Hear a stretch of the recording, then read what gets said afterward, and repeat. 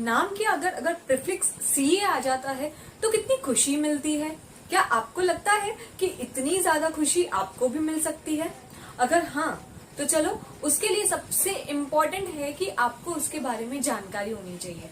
CA कौन है, उसकी एलिजिबिलिटी क्या है, सीए की कौन सी लेवल्स हैं, किस लेवल पे क्या करना है, और सबसे इम्पोर्टेंट आपकी फीस स्ट्रक्चर क्या है आफ्टर सीए, मतलब आफ्टर कंप्लीशन ऑफ सीए आपकी सैलरी क्या रहेगी। और आप तो चलो वीडियो को स्टार्ट करते हैं, बट वीडियो को स्टार्ट करने से पहले अगर आपने वीडियो को लाइक नहीं किया तो वीडियो को कर दो लाइक, और अगर आपने चैनल को सब्सक्राइब नहीं किया है तो चैनल को कर दो सब्सक्राइब।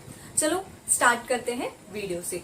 तो जैसे कि ये जो वर्ड है सीए, सीए का मतलब होता है चार्टर्ड अकाउंटेंट। अब मैंने क्या इसमें नई बात बताई, ये तो सारे लोगों को पता है, ठीक है, बट सीए का एग्जैक्टली काम क्या होता है वो सबसे इंपॉर्टेंट है। तो सीए का काम और कुछ नहीं, अकाउंटेंसी के साथ रिलेटेड रहता है। किसके साथ? अकाउंटेंसी के साथ, या हम बोल सकते हैं टैक्सेशन के साथ रिलेट होता है। और सबसे इम्पोर्टेंट जो सीए का काम होता है वो होता है ऑडिटिंग से। अब ऑडिटिंग से सबसे ज्यादा सीए का काम रिलेट करता है। अब आप बोलोगे ऑडिटिंग क्या होता है, तो ऑडिटिंग और कुछ नहीं, बेसिकली चेक करना होता है। जब हम लोग बुक्स को चेक करते हैं उसको हम लोग बोलते हैं ऑडिट करना। तो सीए ही क्यों, मतलब सीए का सबसे बड़ा काम क्यों? तो कंपनीज एक्ट 2013 के हिसाब से सिर्फ एक इकलौता सीए ही ऐसा पर्सन है जो बुक्स को ऑडिट कर सकता है और बुक्स पे अपना जो भी उसका ओपिनियन है वो ओपिनियन दे सकता है। बाकी सीए को छोड़ के और कोई ऑडिट नहीं कर सकता एक कंपनी का। और जैसे कि आप खुद सोचो कि इतना अगर बोल दिया है तो हर एक कंपनी के लिए ऑडिट करवाना तो कंपलसरी है, ठीक है, मैंडेटरी है कि ऑडिट करवाना ही है। तो खुद सोचो कि सीए की कितनी ज्यादा वैल्यू है, सीए कितना पावरफुल है। बट बहुत सारे लोग क्या करते हैं, स्टार्ट में सीए के लिए बहुत ज्यादा प्रिपेयर करते हैं, सीए बनना है, बट उनको एग्जैक्टली पता ही नहीं होता है कि सीए का एग्जैक्टली काम क्या होता है। तो सीए का काम पहले तो अकाउंटेंसी, देन उसके बाद टैक्सेशन का पूरा काम, टैक्सेशन का भी डायरेक्ट टैक्स, इनडायरेक्ट टैक्स, जैसे कि इनकम टैक्स के रिलेटेड, जीएसटी के रिलेटेड, एंड उसके साथ ही साथ ऑडिट का काम, ये सारे काम होते हैं। अब कौन इसके लिए एलिजिबल है? तो आप देखो सीए आफ्टर 12th स्टैंडर्ड या आफ्टर ग्रेजुएशन दोनों वे में कर सकते हो। क्या बोला मैंने? सीए आप दो वे में कर सकते हो, आफ्टर 12th स्टैंडर्ड और आफ्टर ग्रेजुएशन।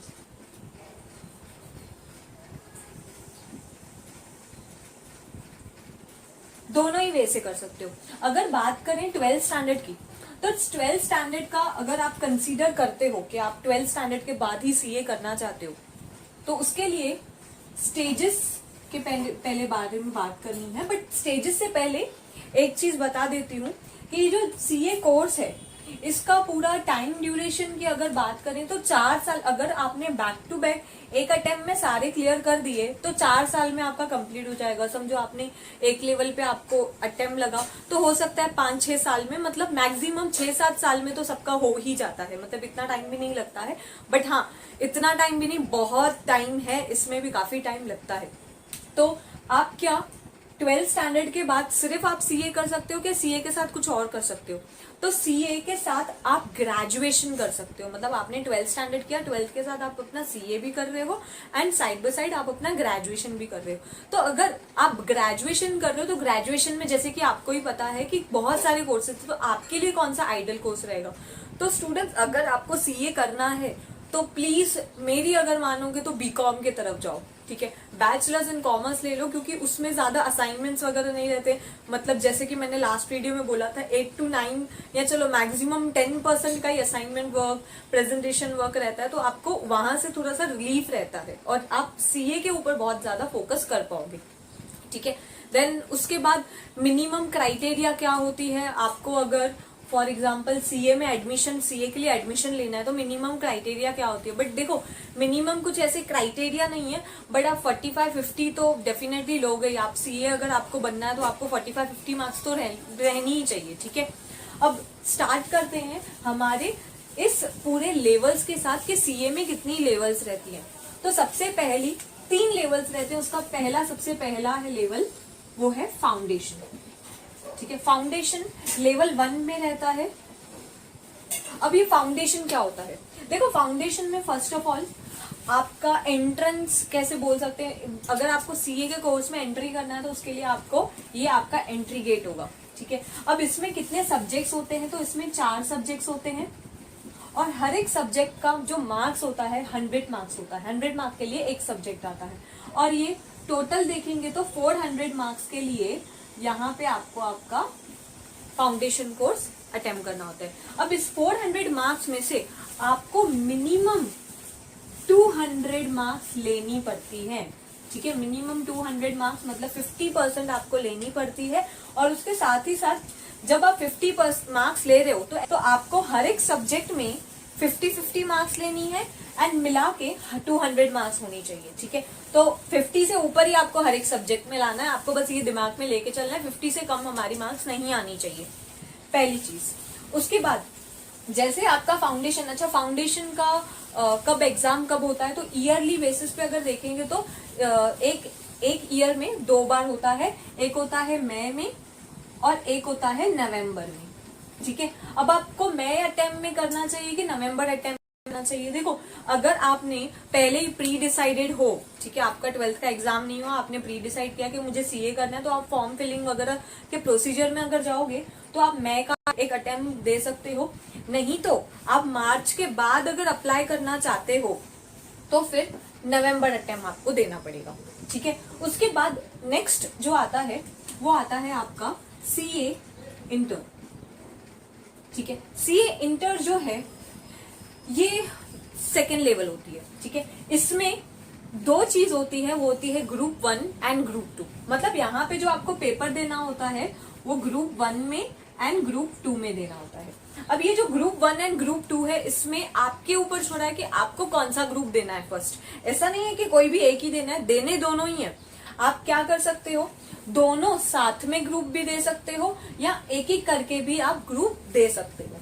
अब अगेन इसमें दोनों में 4-4 सब्जेक्ट्स हैं, ठीक है। इसमें भी 4 सब्जेक्ट्स हैं, इसमें भी 4 सब्जेक्ट्स हैं, ठीक है। इसका भी एग्जाम अगेन मई एंड नवंबर में ही होता है, ठीक है। अगर फॉर एग्जांपल आपने फाउंडेशन नवंबर में दिया तो आप एक काम कर सकते हो, जब आपका सीए इंटर, क्योंकि देखो नवंबर में आप अपना एग्जाम दोगे, जो नॉर्मली जो करते हैं नवंबर में आप अपना एग्जाम दोगे, उसके बाद जनवरी तक रिजल्ट आ जाएगी, फिर आपको इंटर की भी प्रिपरेशन अपनी चालू करनी है, तो नवंबर में सिर्फ दूसरा अटेम्प्ट फिर नवंबर में ही देते हैं।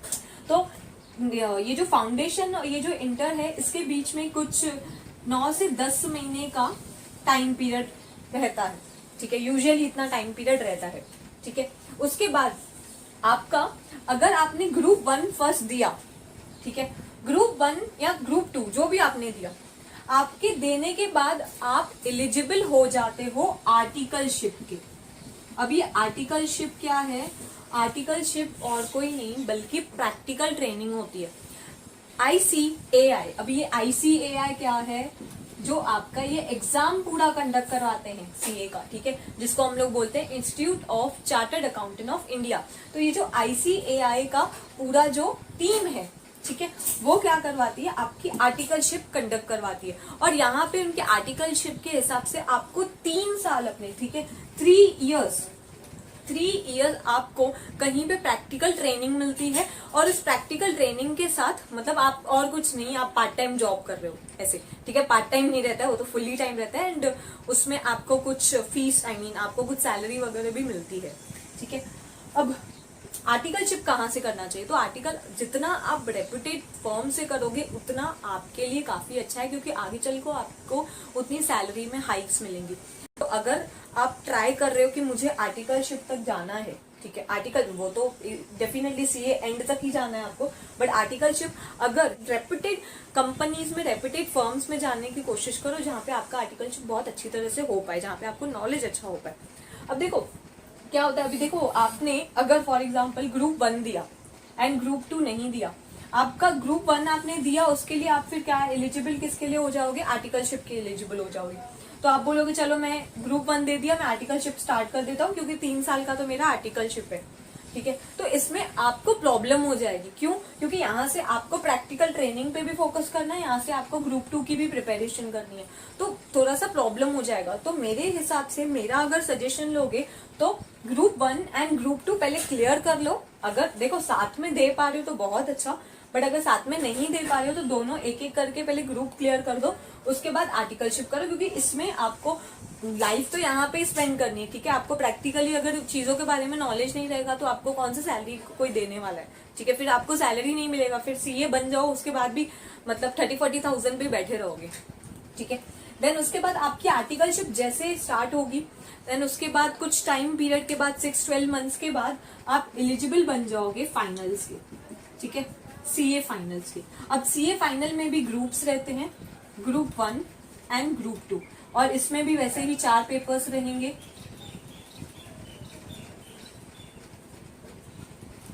4 पेपर्स मतलब 4 सब्जेक्ट्स रहेंगे, और यहाँ पे आपका क्लियर हो जाएगा। जब आपके दोनों ग्रुप्स क्लियर हो जाएंगे, आपका पूरा टाइम स्लैम कंप्लीट हो जाएगा, टाइम स्लॉट कंप्लीट हो जाएगा, तो आप बन जाओगे सीए। अब इन सब की फीस स्ट्रक्चर क्या है, तो 2021 के हिसाब से मैं आपको फीस स्ट्रक्चर बताती हूँ। जैसे कि फाउंडेशन की अगर बात करें तो फाउंडेशन की 9,800 आपकी फीस है, ठीक है। उसमें मतलब कंसीडर करो 10,000, ठीक है। 10,000 आपकी यहाँ पे आपको फीस पे करनी पड़ेगी। कौन सी?